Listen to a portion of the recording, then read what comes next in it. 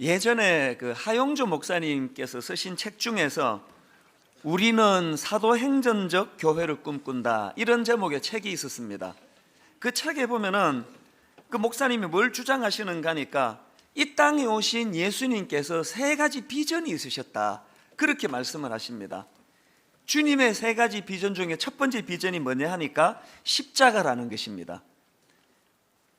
인생을 구원하기 위해 이 땅에 오신 주님께서는 온통 33년 기간 동안에 이 십자가에다가 초점을 맞추시는 그런 삶을 사셨다는 겁니다. 그런가 하면은 두 번째로 예수님의 비전이 뭐냐? 교회를 세우시는 꿈을 갖고 계셨다는 겁니다. 마태복음 16장 18절에 보니까 또 내가 내게 이르노니 너는 베드로라, 내가 이 반석 위에 내 교회를 세우리니 음부의 권세가 이기지 못하리라. 그리고 세 번째로 예수님이 가지신 비전, 그 꿈, 그게 뭐냐 하니까 성령님을 우리에게 보내주시는 꿈을 가지고 계셨다는 겁니다. 요한복음 15장 26절, 내가 아버지께로부터 너희에게 보낼 보혜사 곧 아버지께로부터 나오시는 진리의 성령이 오실 때에 그가 나를 증언하실 것이요. 이제 그래서 이 세 가지, 십자가, 또 교회, 또 그리고 성령님, 이 세 가지 비전을 주님이 갖고 계셨다, 이런 요지의 글을 읽으면서 제 마음에 새삼, 이 교회란 것이 얼마나 소중한 존재인가, 우리 주님의 마음이 담겨있는, 주님의 꿈이 담겨있는 공동체가 교회라고 한다면 저 같은 신부름 하는 목사들이 더 정신 차리고 교회를 잘 섬겨야 되겠다, 방심하지 말아야 되겠다, 그런 다짐을 했던 그런 적이 있었습니다. 사실 지금 우리가 살펴보고 있는 이 요한계시록은 주제를 정리하자면 크게 세 가지로 나눌 수가 있습니다. 요한계시록을 주신 목적, 첫 번째 주제가 뭐냐? 종말론입니다. 이건 다 알고 계시고요. 그런가 하면은 이 요한계시록의 두 번째 목적이 뭐냐? 뭘 다룹니까? 주제가 기독론, 예수 그리스도를 다루고 있다는 거예요. 그런가 하면은 세 번째가 교회론을 다루고 있다는 겁니다. 사실 이 요한계시록의 편지의 수신자는 개인이 아니고 교회입니다. 1장 4절을 한번 보세요. 요한은 아시아에 있는 7 교회에 편지하노니, 이렇게 수신자가 교회일 뿐만 아니고요, 요한계시록 전체를 보면은 그 크게 요한이 4가지 환상에 대해서 서술을 하고 있지 않습니까? 요한이 경험한 4가지 환상이 보면은 2가지는 교회에 관한 주제고 2가지는 세상 심판에 관한 그런 주제입니다. 그 만화계시록이라고 하는 책에 보면은 이 부분을 간략하게 잘 요약해 놓은 걸 볼 수가 있는데요, 요한이 경험했던 첫 번째 환상이 뭡니까? 계시록 1장 9절부터 3장까지 나오는 7 촛대에 관한 환상, 이것이 첫 번째 환상인데요, 이것은 우리가 다 아실 거예요. 7 촛대는 당시 소아시아 지방에 있었던 7 교회를 의미하니까 이 요한계시록에 나오는 제1환상의 주제는 교회입니다.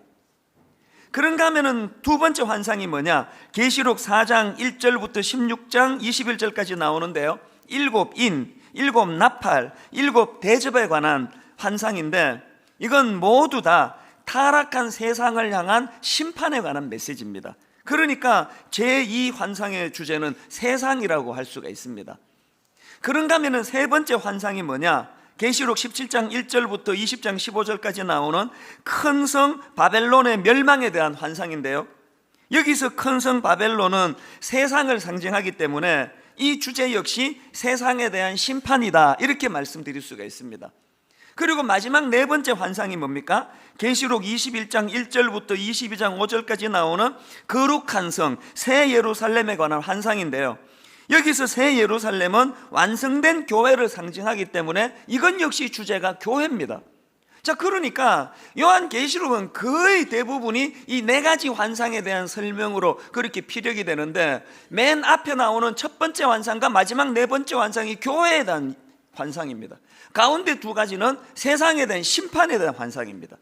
이게 요한계시록의 큰 줄거리인데요, 이런 맥락에서 본다면 말세에 우리가 요한계시록을 잘 읽으면 교회와 관련해서 많은 유익을 얻을 수 있습니다. 우선 계시록을 읽으면 어떤 유익이 있습니까? 비록 현실은 교회가 고난 중에 있지만 그러나 교회는 반드시 승리한다, 이 확신을 얻는 유익이 계시록을 읽을 때 얻을 수 있는 유익이고요. 그런가 하면은 또 한 가지, 이 요한계시록을 통해서 말세의 교회들이 어떤 자세를 견지해야 하느냐, 여기에 대한 많은 지침을 계시록을 통해서 얻을 수가 있습니다. 오늘 살펴볼 계시록 2장 3장에 나오는 아시아 소아시아 7교회를 향하신 주님의 말씀도 마찬가지 아닙니까? 그래서 이제 오늘 이 부분을 좀 살펴보려고 하는데요, 우선 저는 이 소아시아 7교회를 향하신 주님의 말씀을 살펴보면서 이 교회와 관련한 중요한 포인트 2가지를 발견합니다. 첫 번째 포인트가 뭐냐 하니까, 여러분, 교회의 주관자는 예수 그리스도시라는 이 사실을 우리는 직시하게 됩니다. 자, 2장 1절을 한번 보십시오. 에베소 교회의 사자에게 편지하라. 오른손에 있는 7별을 붙잡고 7금 촛대 사이를 거니시는 이가 이르시되, 주님은 당신을 묘사하시기를 7별을 붙잡으시고 7금 촛대 사이를 거니시는 분이라고 묘사하는데, 여기 나오는 7별은 뭐며 7 촛대는 뭐냐는 1장 20절에 거기에 선명하게 이렇게 설명을 합니다. 7별은 7교회의 사자요, 7 촛대는 7교회니라. 다시 말해서 계시록을 통해서 주님이 선명하게 주시는 메시지가 뭡니까? 교회를 주관하시는 분은 예수 그리스도시라는 거예요. 여러분, 교회를 주관하는 자가 이찬수 목사도 아니고 당회 장로도 아니고 열심히 있는 어떤 권사 집사도 아니고, 교회를 주관하시는 분은 예수 그리스도시라는 거예요. 한시도 이 사실을 잊어서는 안 됩니다. 오늘 교회의 타락의 모든 출발은 다 여기서 시작을 하는 거예요. 이런 점에서는 여러분보다는 제가 훨씬 더 위험합니다. 자꾸 이제 설교하러 나서고 또 교회를 담임한다고 설치고 다니다 보면은 제가 얼마나 이 위험에 노출이 되는가를 제 스스로가 느껴요. 여러분, 제가 중요한 직책을 맡은 거지 제 존재가 중요한 인물이 아니라는 걸 잊어서는 안 된다는 거예요.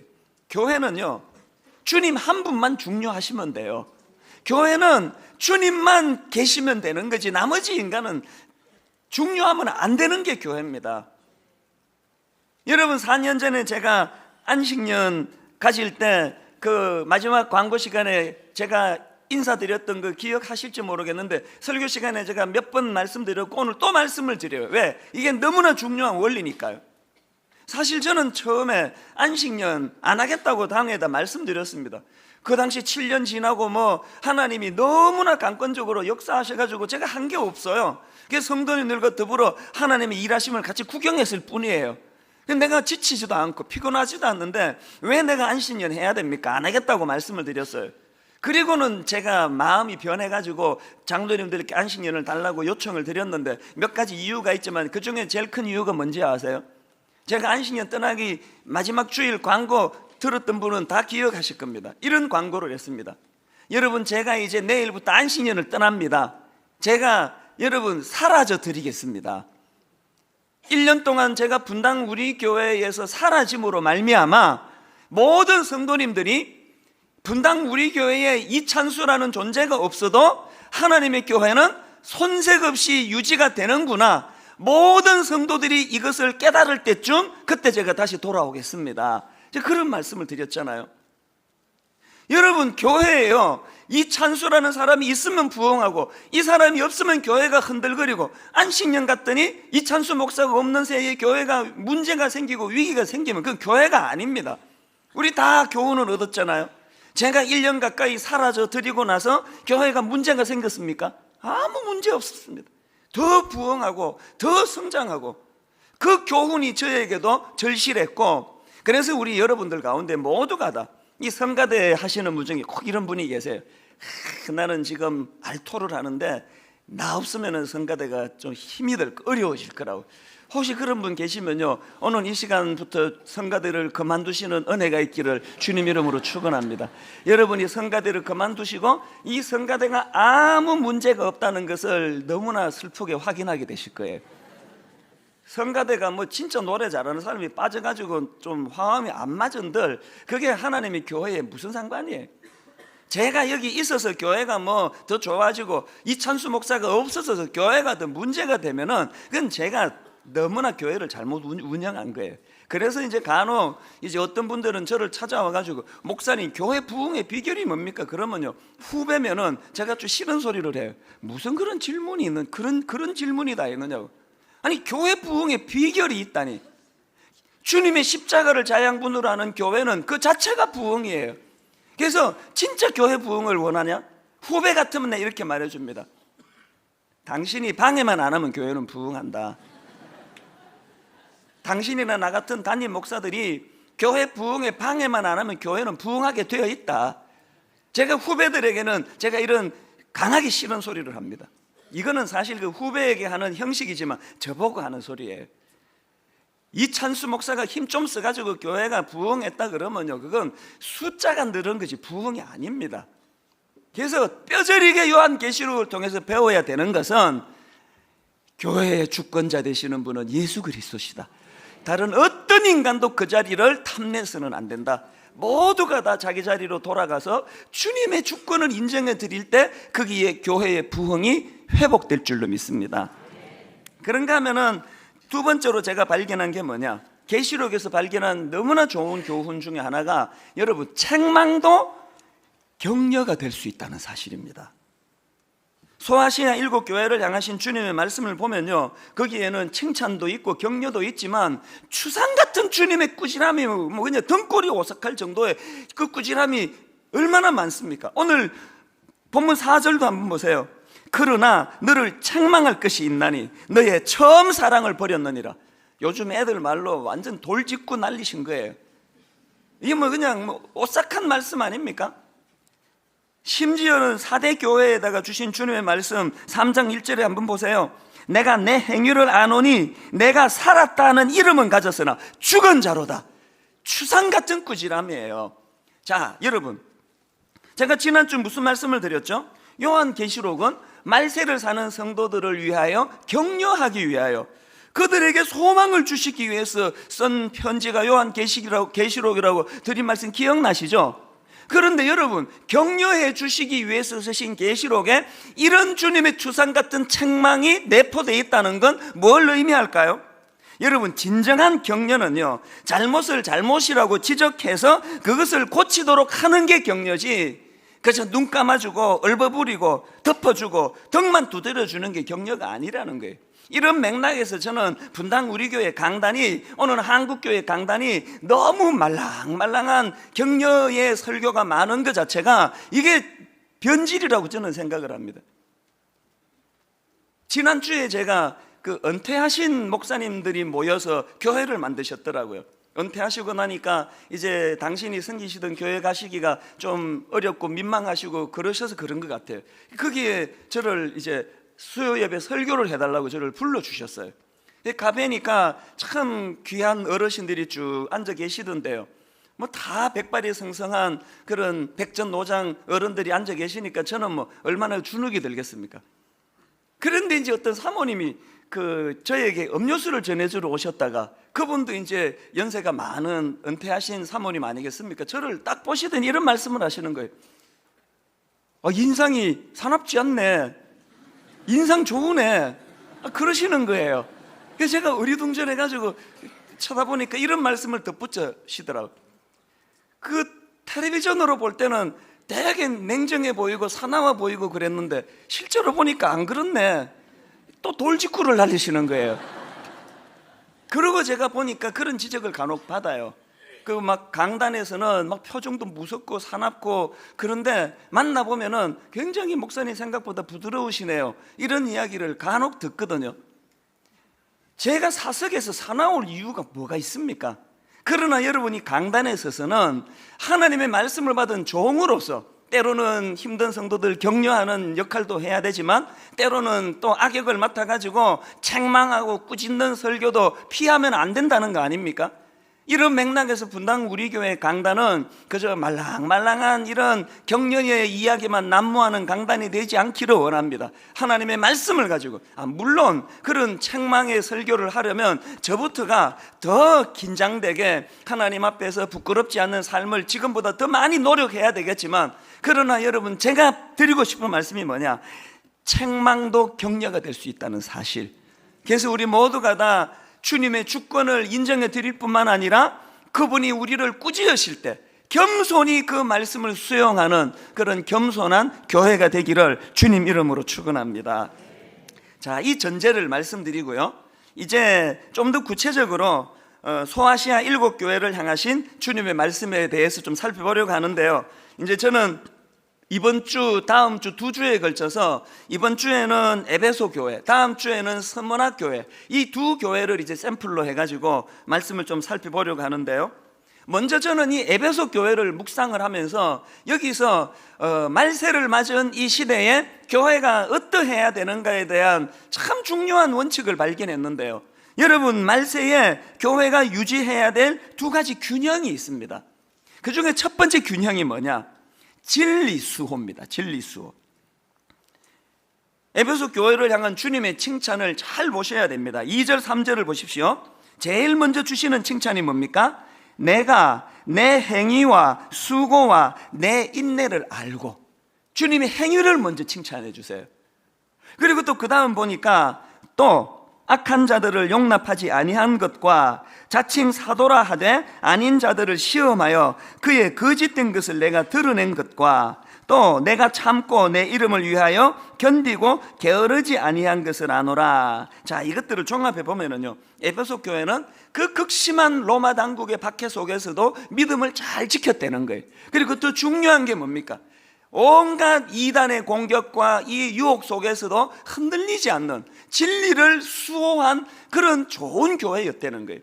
그러고 보면은 바울이 이제 목회하다가 에베소 교회를 떠나면서 눈물로 한 설교 기억나시죠? 내가 떠나고 나면은 이리들이 와가지고 교회를 어렵게 할 거라고 하는 그런 눈물의 그 호소를 에베소 교회 성도들이 다 들었는데, 결과를 보니까 에베소 교회는 그 바울의 그런 눈물을 그들이 깨닫고는 이리들의 그 공격을 잘 막아내는 진리 수호를 했다는 이야기입니다.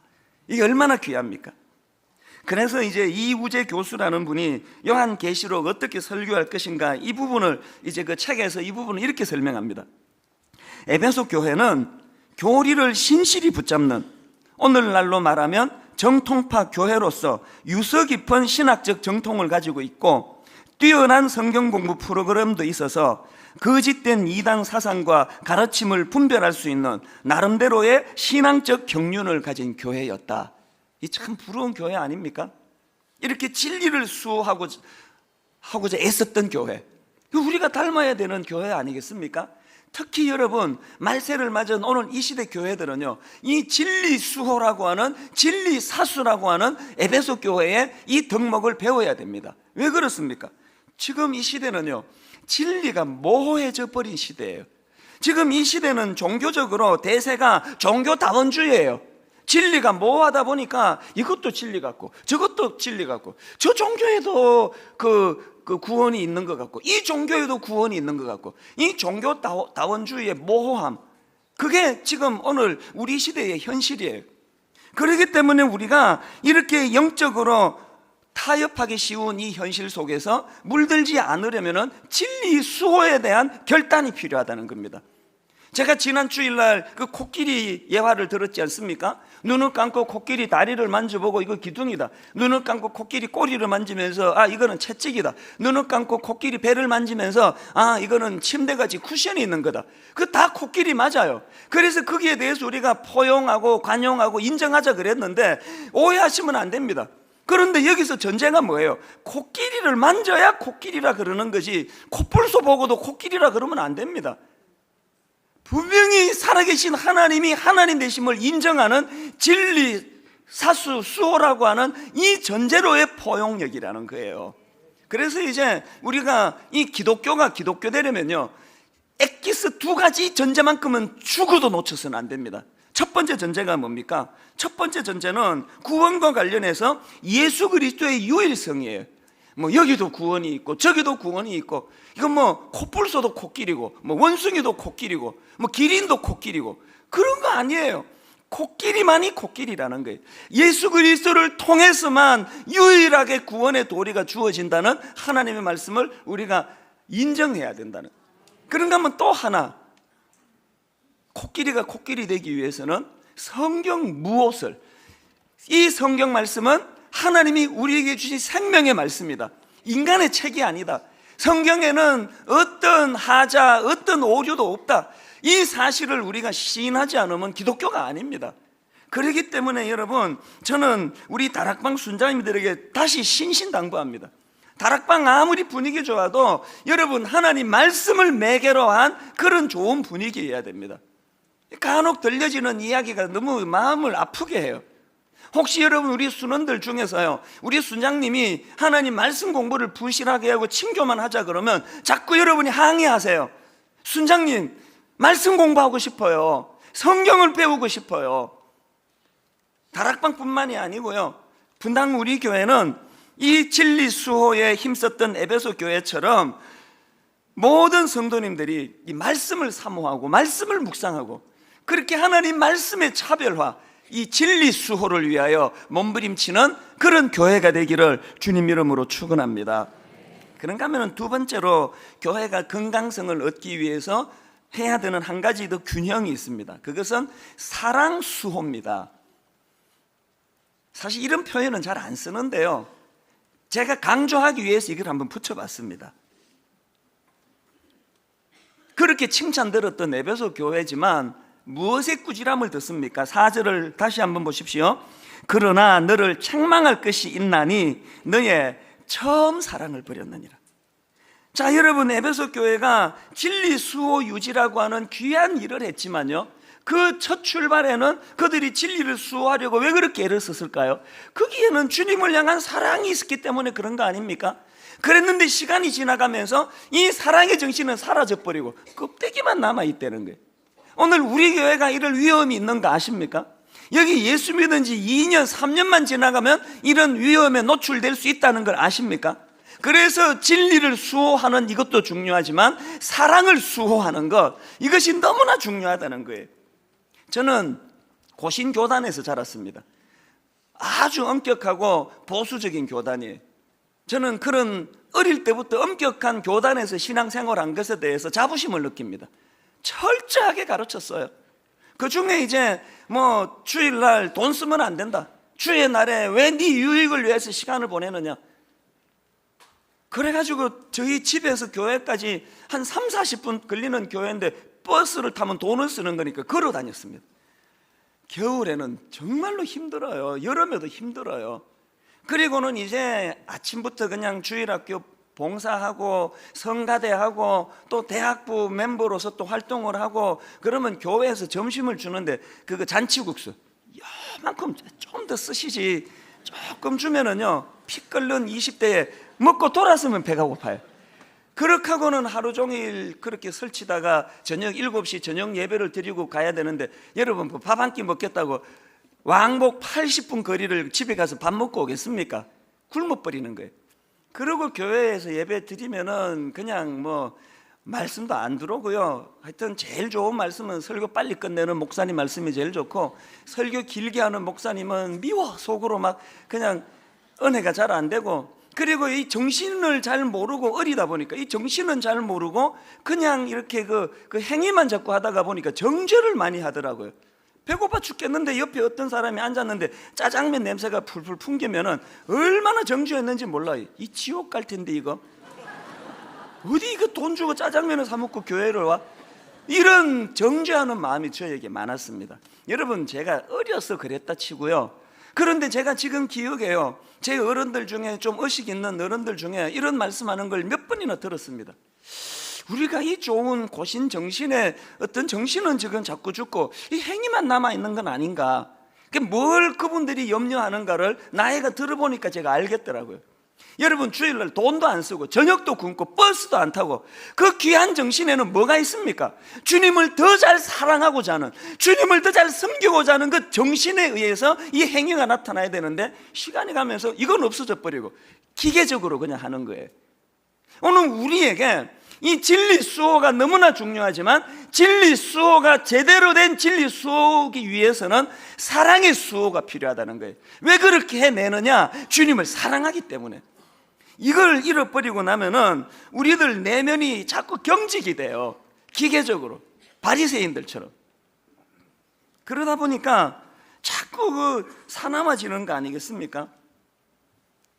간혹 이제 문제가 생겨나는 교회들을 보면은 두 파로 나눠가지고 싸움을 많이 해요. 간혹 어떤 교회는 이제 저보고 중재를 해달라 그래서 그 교회 가서 이야기를 들어보고 또 이쪽 얘기 들어보고 저쪽 얘기 들어보면 신기한 게 뭔지 아세요? 아니 지금 두 쪽으로 갈라져 싸우면 분명히 진리로 이건 틀리고 이건 맞아야 되는데 제가 들어보면 둘 다 맞아요. 전 지금까지 이거 중재하면서요, 어떤 교회에서도 어느 쪽에서 우리는 교회에 말아먹으려고 이 짓 한다, 우리는 사단의 사자다, 이렇게 말하는 사람 아무도 없어요. 다 교회를 사랑하고 다 진리를 수호하는데 너무나 극단적으로 그것 때문에 피 터지게 싸우더라고요.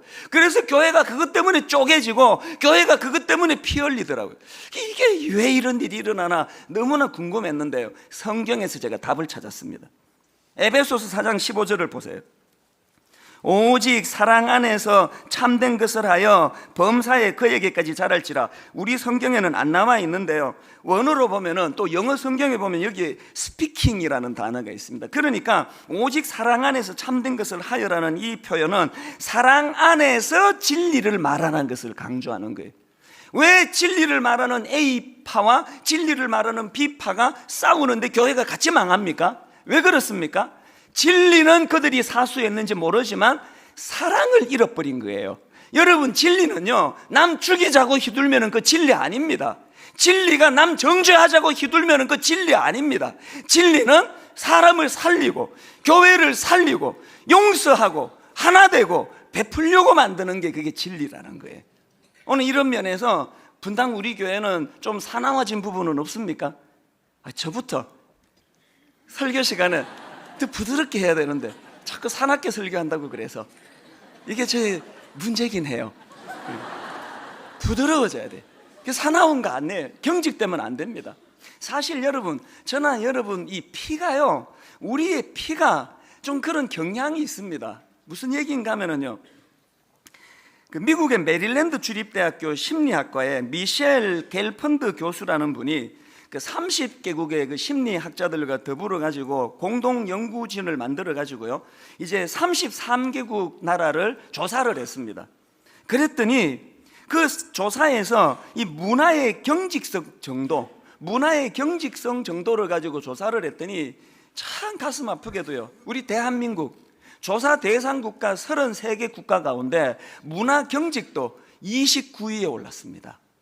여러분, 여기에 경직된 사회란 건 뭘 말하는가 하면은 엄격한 사회 규범을 갖고 있고, 그리고 거기에 일탈 행동에 대해서 관용적이지 않은 사회. 무슨 말씀인지 아시겠죠? 우리가 그냥 룰을 정해놓고 조금만 벗어나면은 정죄하고 비난하고 비판하기 좋아하는 그런 국민성으로 33개 나라 중에 29위라는 거예요.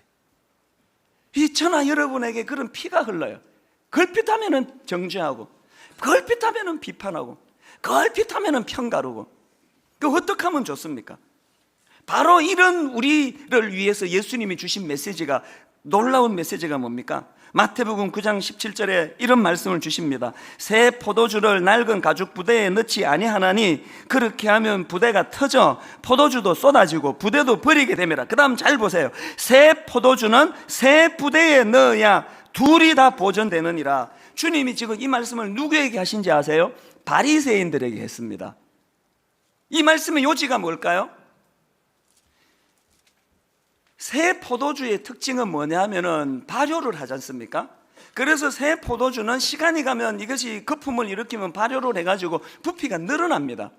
그러면 그렇게 부피가 늘어난 이 새 포도주를 경직된 가죽부대, 낡은 가죽부대, 그 당시로 가죽부대는 염소나 양의 가죽부대인데요, 새 가죽부대의 특징이 뭐냐? 신축성이에요. 그래서 부피가 늘어난 포도주가 새 가죽부대에 담으면 이 신축성 있게 부피가 늘어나기 때문에 터지지를 않아요. 그런데 낡은 가죽부대의 특징은 뭐냐? 경직성이에요. 이게 굳어져 있다가 보니까 그 내용물이 부피가 늘어나면 터져버린다는 거예요. 예수님이 바리새인들에게 무슨 말씀을 주시는 걸까요? 오늘 우리 모두가 다 이런 의미에서 영적인 포용력, 영적인 수용력, 너무 경직돼서 내 잣대를 가지고 남을 정죄하는 게 아니라 새 포도주를 담을 수 있는 새 가죽부대처럼 어지간하면 용납해주고 어지간하면 포용해주고 어지간하면 그것을 수용해주는 이런 영적인 신축성을 예수님이 요구하고 계신다는 거예요. 오늘 여러분 중에 진리는 사수하고 계시는데 사랑을 수호하지 못하는 분 계시면요, 주님의 이 경고의 말씀을 받으셔야 됩니다. 저는 내 평생에 태어나서 담배라는 걸 피워본 적이 없습니다. 그러나 정직하게 고백합니다. 저는 단 한 번도 어떤 성도를 보면서도 담배 피는 사람을 정죄해 본 적이 없습니다. 왜 제가 정죄합니까? 그분과 하나님과의 관계 아닙니까? 그래서 저는요, 처음에 교회를 개척하고요, 흡연실을 만들려고 했습니다. 담배 피우는 사람 교회 오면 안 됩니까? 담배 피고 천국 가는 게, 여러분, 담배 핀다고 정죄받아서 교회에서 못 받아주는 것보다는 그게 진리 아닙니까? 내가 흡연실을 만들 생각까지 했어요. 근데 이게 학교다 보니까 학생들이 있고 그러니까 이제 흡연실은 곤란하고, 그래서 지금도 못 만들고 앞으로 못 만들 것 같아요. 그러니까 여러분이 알아서 그냥 담벼락 가서 피우고 오세요. 지금 하고 있는 것처럼. 담배 피라고 제가 권장하는 게 아니고요, 신축성의 이야기예요. 저는 믿습니다. 제가 여기서 정죄하고 비난하고 그렇게 안 해도요, 은혜 받으면 하나님의 사랑의 은혜가 그를 감싸 안으면 다 끊을 수 있는 능력이 나타날 줄 믿습니다. 우리는 이 신축성을 자꾸 받아야 돼요. 자, 그렇다면 중요한 게 뭐냐? 여러분, 우리가 이 사실은 잘 알겠는데 그러면 어떻게 하면 좋겠는가? 오늘 본문 7절에서 주님께서 그 대안을 주십니다. 7절을 한번 보세요. 귀 있는 자는 성령이 교회들에게 하시는 말씀을 들을지어다. 이기는 그에게는 내가 하나님의 낙원에 있는, 그 다음 보세요, 생명나무의 열매를 주어 먹게 하리라. 우리가 도덕적으로 결심한다고 신축성 생기는 거 아닙니다. 여러분, 하나님 앞에서 은혜 받으셔야 돼요. 그래서 여러분, 교회의 백전노장 89세 되시는 서정숙 권사님, 저희 어머니입니다. 저희 어머니가 저에게 종종 들려주시는 저를 향한 경고의 메시지가 뭔지 아세요? 아들인데도 그때는 목사라고 불러요. 이 목사, 내 말 잘 들으라. 성도들은 은혜 받으면 순한 양이 되고 은혜 못 받으면 사나운 이리가 된다는 걸로 잊지 마라. 그래서 목회할 때 인간관계로 풀라 그러고 정치로 풀라 그러고 편법 쓰고 그러지 말고 어떻게 해서든 성도에게 은혜의 양식을 공급하는 목사가 되라. 미국 사시는 서정숙 권사님의 말씀이에요. 저는 그 말씀을 들을 때마다 너무나 그것이 저에게 경고의 메시지로 들려집니다. 제가 여러분에게 인간적인 방법으로 목회하는 게 아니라 하나님 은혜의 통로가 되기를 원합니다. 하나님 주신 은혜를 성도들에게 잘 공급해서 이 생명의 열매를 받아 먹어 누리는 그런 교회가 된다면 모든 성도님들이 순한 양처럼 신축성 있게 포용력 있게, 진리는 사수하지만 사랑도 사수해서 어지간한 일 용서하고 어지간한 일 용납하고 포용력 있는 그런 균형 있는 그리스도인이 될 줄로 믿습니다. 결론을 맺으려고 합니다. 고난주간을 맞이해서 하나님 이 두 가지를 구합니다. 진리를 사수하게 하여 주옵소서, 사랑을 사수하게 하여 주시옵소서. 이 두 균형으로 낡아 빠진 가죽부대가 아니고 새 가죽부대처럼 포용력과 신축성 있는 그리스도인들 되시기를 주님 이름으로 축원합니다. 오늘 말씀을 녹여놓은 찬양 같아요. 십자가의 길, 순교자의 삶, 가사 하나하나 이 두 기둥을 가지고 접목하면서 찬양하기 원합니다. 내 마음에 주를 향한 사랑이, 내 마음에 주를 향한 사랑이, 나의 말엔 주가 주신 진리로, 말엔 주가 주신 진리로, 나의 눈에 주의 눈물 채워주소서. 주의 눈물 채워주소서. 여러분, 사랑의 회복이에요. 내 입술에 찬양의 향기가, 내 입술에 찬양의 향기가, 두 손에는 주를 닮은 섬김이, 나의 삶에 주의 흔적 남게 하소서. 여러분, 사랑의 사수예요. 하나님의 사랑이 영원히 함께하리. 하나님의 사랑이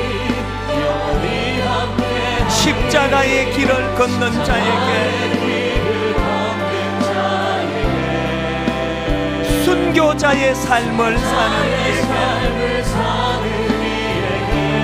여러분 진리 사수, 조롱하는 소리와 세상 유혹 속에도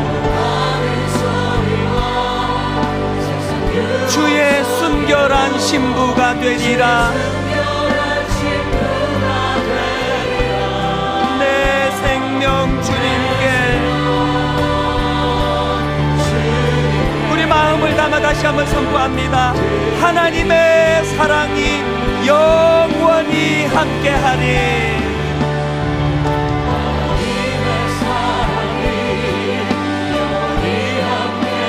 진리 사수, 십자가의 길을 걷는 자에게,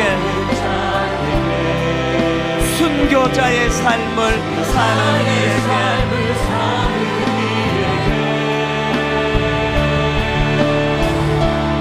조롱하는 소리와 세상 유혹 속에도 주의 순결한 신부가 되리라. 내 생명 주님께 드리리. 고난중간을 맞이하여 주님의 십자가, 우리의 심령 주의 것이니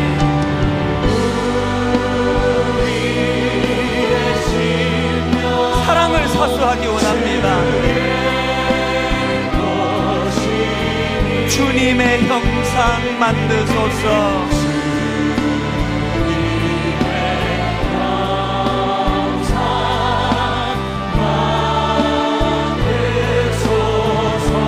주 인도 따라 살아갈 동안 사랑의 사수, 사랑과 충성 늘 바치오리다.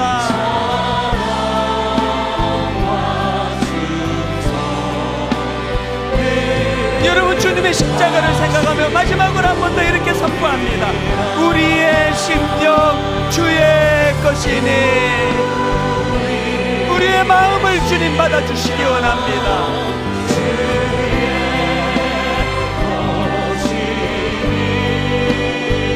주님의 형상 만드소서.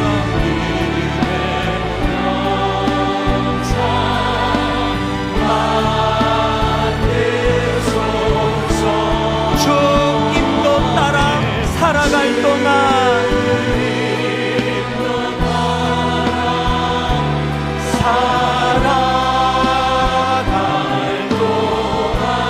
사랑과 충성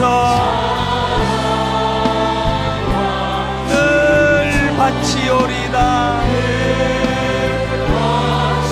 우리 말씀 생각하며 한 목소리로 통성하여 같이 기도합니다. 주님 사랑을 사수하고 진리를 사수하는 종 되기 원합니다. 합심해서 기도하십니다. 살아계신 하나님 아버지, 고난중간을 앞두고 주님 앞에 우리의 모습을 되돌아봅니다. 아버지, 종교 혼합주의에 이 혼탁한 이 시대에 하나님 진리를 사수하는 교회 되기를 원합니다. 타협하지 않는 교회가 되기를 원합니다. 예수 그리스도만이 유일한 우리의 구원자 되심을 날마다 고백하는 선언하는 교회가 되기를 원합니다. 아버지, 그런가 하면 이 교회는 사랑을 사수하는 교회가 되기를 원합니다. 아버지, 용납하기를 원합니다. 포용하기를 원합니다. 아버지, 새 아버지 포도주를 담는 새 가죽 부대처럼 아버지 하나님 신중성을 가지고 용납하며 용서하며 주님 포용하며 나가기를 원합니다. 아버지, 그 균형을 허락하여 주시기 원합니다. 하나님, 주님을 더 용서하는 주님의 사랑을 담기 원합니다. 아버지, 누구라도 아버지여 품고 포용하며 원수까지라도 사랑할 수 있는 초용력이 아버지 사랑의 능력이 나타나게 하여 주시옵소서. 그 일을 위하여 은혜를 구합니다. 은혜 주시옵소서. 은혜 받게 하여 주시옵소서. 은혜가 우리 안에 넘쳐나게 하여 주시옵소서. 주님의 십자가를 생각하며 하나님 아버지 진리를 사수하고 주님의 사랑을 사수하는 아름다운 교회가 되게 하여 주시옵소서. 주님의 형상 닮아가 하나님 서울 사랑하고 더 앞에 사랑을 표현할 수 있는 모두가 될 수 있도록 하나님 아버지 이 말씀 가운데 주의 진리를 여러분 이 시간 1, 2분 더 묵상할 때 아버지, 오래 교회를 다니면서 진리는 내가 어느 정도 붙잡는지 모르겠는데 내 안에 사랑이 식어버렸습니다. 사나워지고 냉정해지고 비판하기 좋아하고 정죄하기 좋아하여 주님이 경고하시는 낡은 가죽 부대와 같은 경직된 내 모습이 내 안에 자리 잡고 있다면 회개합니다. 주님, 진리를 사수할 뿐만 아니라 사랑을 사수하기를 원합니다. 우리 가정 안에 어지간하면 용납하고 어지간하면 포용하고 어지간하면 품어 신축성 있는 가장이 되기를 원합니다. 어지간하면 포용하고 어지간하면 용납하는 그런 주부, 그런 아내, 그런 어머니 되기를 원합니다. 고난주간을 맞이해서 그것 놓고 우리가 기도할 때 하나님 은혜 주시기 원합니다. 하나님, 예배 가운데 그 능력을 우리에게 주셔서 아버지, 두 가지 균형을 이 말세에 잘 구현해내는 그런 복된 성도, 그런 복된 교회 되게 하여 주시옵소서. 예수님 이름으로 기도드립니다. 아멘. 이제 우리 다 자리에서 일어나셔서 오늘 말씀 생각하시면서 다시 한번 이 찬양합니다. 십자가를 질 수 있나? 십자가를 질 수 있나? 주가 물어보실 때 여러분이 어두운 시대에 주님을 시원케 해드리는 주님의 자녀들, 죽기까지 따르오리. 성도 대답하였다. 우리의 마음으로 주님을 찬양합니다. 우리의 심령 주의 것이니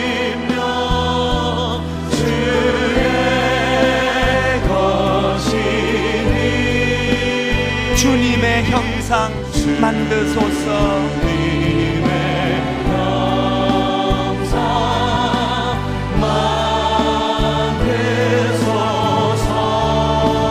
주 인도 따라 살아갈 동안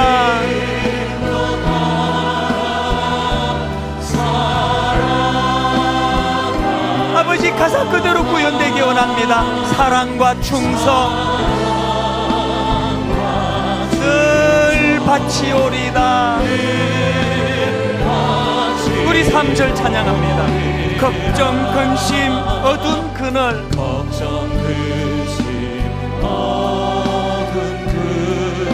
너를 둘러 덮을 때 주께 내 영 맡기겠나? 어떤 믿음이 있어야 이 가능합니까? 최후 승리 믿으며 진실로 고백하기 원합니다. 우리의